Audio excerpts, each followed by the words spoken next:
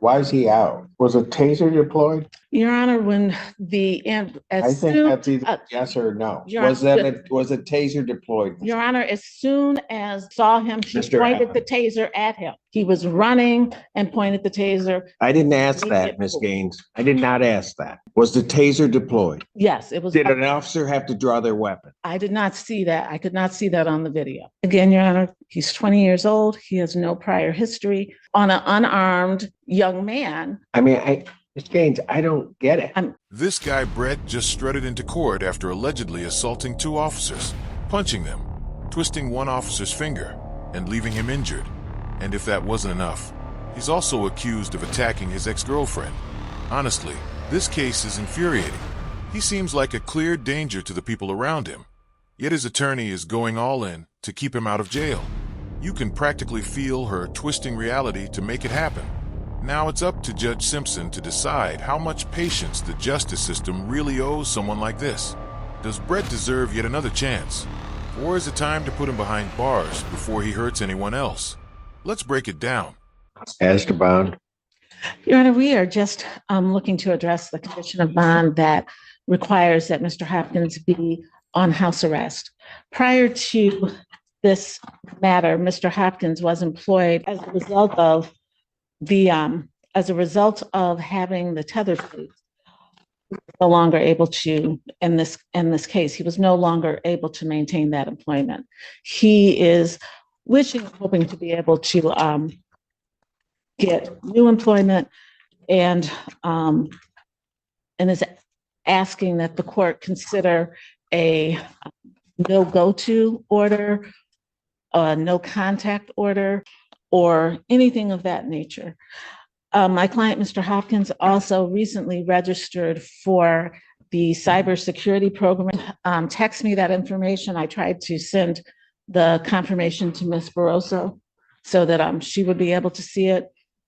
It's my understanding that the classes are majority online, but that would be the only place that he would have to come across Washtenaw County. Otherwise, he's just asking for some order that would allow him to work and just not have that kind of contact. Response. Your Honor, the bond in this case was set at $5,000 cash or surety when we requested a $50,000 bond. In this case, the people are uncomfortable with him being out. This was an event for a series of events that occurred where the defendant assaulted the victim at not one but two locations. An eyewitness saw the defendant shove the victim while near the police station. The police attempted to make contact with the defendant, and then he picked up, as a result of him resisting, picked up 5 counts of R&O against 4 different officers. One of those 5 counts is an R&O causing injury that was so severe that the officer is actually seeking specialized medical treatment from an orthopedic surgeon. At this point, this is a 9. So hold on. There was a DV and then an officer injured. Why is he out? Your Honor, if I could address. Hold on. I'll let Ms. Barroso finish and then you can address it. I just had an intermediate question. Go ahead. So at this point, I don't think that a modification of bond removing him from being on house arrest is appropriate. We objected to a nominal bond of $5,000 when it was originally granted. At this point, I don't think that any further reduction is appropriate. A couple of things. First of all, Mr. Hopkins is here with his father. He is 20 years old. He has no prior criminal history. In reviewing the police report and the video, even the report references that the altercation, that the incidents that resulted in this charge, that there were. In which charge? I'll start with the domestic violence. That with those charges, that there was a more complicated situation. I believe the officer said, the report says something to the effect of, and this would also go to the property, that there had been physical altercations between the two of them, fighting between the two of them, and breaking of objects between the two of them. So I believe that there's more to this than said. The allegations of the domestic violence are the one of the shoving, and also I believe of Mr. Hopkins taking his own computer back from the complainant. That's the second allegation of the domestic violence. And the resisting and obstructing is, the allegations are that Mr. Hopkins, not that Mr. Hopkins turned around and slammed someone or punched them or anything, that he pulled away. The allegation is the officer fell and that caused the injury. And then that officer fell, yes, as he pulled away. And then subsequently, 4 officers who were, some of whom just pulled up on the scene in the video, all ran after him. And that's where the resisting and obstructing comes. And he did, in fact, eventually stop. It was not, it's not as if he were in a vehicle and went miles or hours away. He did stop running, and he did, once they complied, once that occurred, there were no further incidents. So. Your Honor, I'm sorry, that is not the characterization of the R&O. The allegations include him punching 2 officers in the face, breaking free of their grasp, causing them to fall to the ground, twisting and seriously injuring an officer's finger. And then it went on for such a period of time that an officer had to point and deploy a taser. And that another officer had to point their pistol at a defendant. So at the defendant. So at this point, I don't think it was him passively. Your Honor, I had an opportunity to view the video. You saw the same video, right? Because I have no idea how this defense attorney is saying all that with a straight face. According to her, Brat supposedly punched 1 officer, ran off, and then suddenly decided to politely comply. Meanwhile, the state's version is completely different. They say he punched 2 officers, twisted one's finger badly enough to injure him, and had a gun pulled on him in the middle of the chaos. That's not a minor detail. That's the difference between a scuffle and a full-on violent encounter.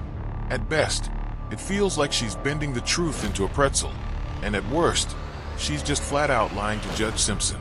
I get that it's her job to defend him, but come on, these aren't even close to believable explanations. And let's be honest, prosecutors don't just make this stuff up. It's in the police report.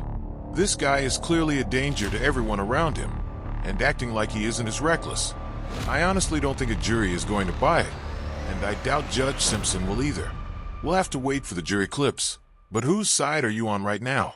Because this defense attorney is seriously driving me crazy. Well, you had an opportunity to view the video.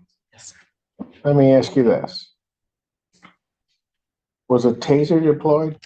Your Honor, when I think that's either yes or no. Was a taser deployed? Your Honor, as soon as the officer saw him, she pointed the taser at him.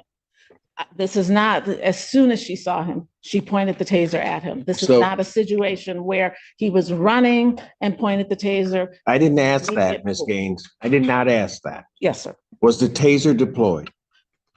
Yes, it was. Did an officer have to draw their weapon? I did not see that. I could not see that on the video. Ms. Burroughs, are you indicating an officer had to draw their weapon? That is what was indicated to me in the file, Your Honor. Yes. And then there's an officer that's injured. Again, we'll ask the question. I don't know why this individual's out. Again, Your Honor, he's 20 years old. He has no prior history, and he has no reason to come back to Washtenaw County other than for school in this case. It's my understanding. I have not heard any information that he has had any contact with the complainant, has violated any orders. He is just asking to be able to go to work and to be able to get a job and go to work. Your Honor, would you want to hear from Mr. Hopkins' father, who's present? I don't know what he could tell me at this point in time. I'm more worried about the bond as it originally is set. Does he have prior convictions for anything? No, Your Honor. that the original domestic was about. I mean, I'm trying to figure out, because I'll just tell you, I have some serious concerns that this escalated to a point that officers are having to deploy a taser, pull their weapon. And there are clearly enough officers around to, in my opinion, have subdued this individual without having to do all of that. So something else is going on. And Your Honor, I also have, I mean, one's bad enough, but I have 2 counts of domestic violence. again, Your Honor, one of them is him taking back his own computer. That's one of the allegations. And that's why I'm saying there were things that were happening before this. That's not to excuse his behavior. That is to say that there's broader context. And in my view of the video, initially there was 1 officer, then there were 2, and he ran from 2, but as he's running from those 2, there are cars, 4 and 5 cars are pulling up with sirens on an unarmed young man who is clearly panicked. This is not someone who's had police involvement, who has a history of contact with law enforcement and the criminal justice system. Again, I'm not excusing, but I do think that there's more. I think there are more nuances to this than the prosecutor does. Well, explain some of those then. Because I've got a victim of a DV that's injured. She is not, the domestic violence person is not injured. It was the shove and the taking of there's no injury to her. Domestic violence are 2 misdemeanor counts. That is The felonies here are 5 counts of R, 5 counts. Yeah, I see that. Are no causing injury. Maybe I misread that on the report, but Yes. the injury to the fingers, that's the officer. That's correct. Thank you. I don't understand this. I mean, there's a lot I don't understand. How, and I get there are resisting and obstructing that are filed that some may look at as questionable in terms of the charge. I get that. But I'm also trying to figure out how an officer gets injured, that there are punches to the face of officers. I mean, Ms. Gaines, I don't get it. I understand what you're saying, and I'm saying I did not see any punches to the face when I observed the video. I don't know what it is, but I'm just not buying this attorney's excuses. Her whole vibe feels like damage control, not credibility. She's trying to spin this guy as some sort of victim when, in reality, he literally attacked 2 police officers and tried to run. Her story never added up, and this isn't some harmless misunderstanding. It's an actual crime. The state's version of events isn't just bad for him. It's genuinely alarming. He didn't just lash out once. He punched 2 officers. Think about that. If he's willing to do that to police, what would he do to regular people? I honestly don't think someone like that should be back out on the streets. He's clearly not stable enough to follow or respect the law. And no, I don't think it's paranoia. It's just common sense. I know some of you in the comments will probably say I'm being too harsh, but where exactly do we draw the line before we say enough is enough and lock someone up? Anyway, let me know whose side you're on, because right now it feels like it's 99% to 1 in favor of the state. Tell you what, I'm certainly not changing any conditions. Can you explain to me one reason why I shouldn't raise his bond? Your Honor, he has appeared for every court date, and he has not picked up any new charges. He has not had any contact with the complainant on the domestic violence or any of the officers. My understanding from him is that he has only come to Washtenaw County for court. He does not even reside in this county. It does not appear he's a flight risk, nor that he is a danger to the community. He is here with his father. He has come to every court date, and he's highly responsive to my calls and text. And absent the no offer in this matter, we'd be looking to resolve it. Anything else from the people? No, Your Honor. You know what? I'm not changing his condition in the bond. I'm not at this juncture gonna up his bond either, although of rights I should. Of rights, I don't think he should be out around tethered or not, given that behavior. But I'll let Judge Perry deal with that after she hears the preliminary examination. Bond will continue. Motion for bond reduction or changing condition is denied. Thank you, Your Honor. 20 years old, accused of domestic violence, and now allegedly assaulting 2 police officers. That's not youthful stupidity. I have no idea how the defense attorney tried to frame it that way. Hearing her say, "He's just a kid," was honestly painful. You don't get a free pass to hurt people just because it's your first offense. What really got me was how weak her excuses were. She was stumbling through arguments that made no sense, and her big defense seemed to be that he needs to go to work. Except he doesn't even have a job. At that point, you've completely lost the plot. And honestly, I can't help but wonder where his father is in all this. Because raising someone who thinks attacking cops is acceptable feels like a failure on every possible level. Violence against officers is one of those red lines the courts almost never overlook, and trying to minimize it just makes the legal system look soft. If anything, the attorney might have hurt her own credibility more than her client's reputation here. But what do you guys think? How long should this guy sit in jail for what he did? Thanks so much for watching. I appreciate all of you.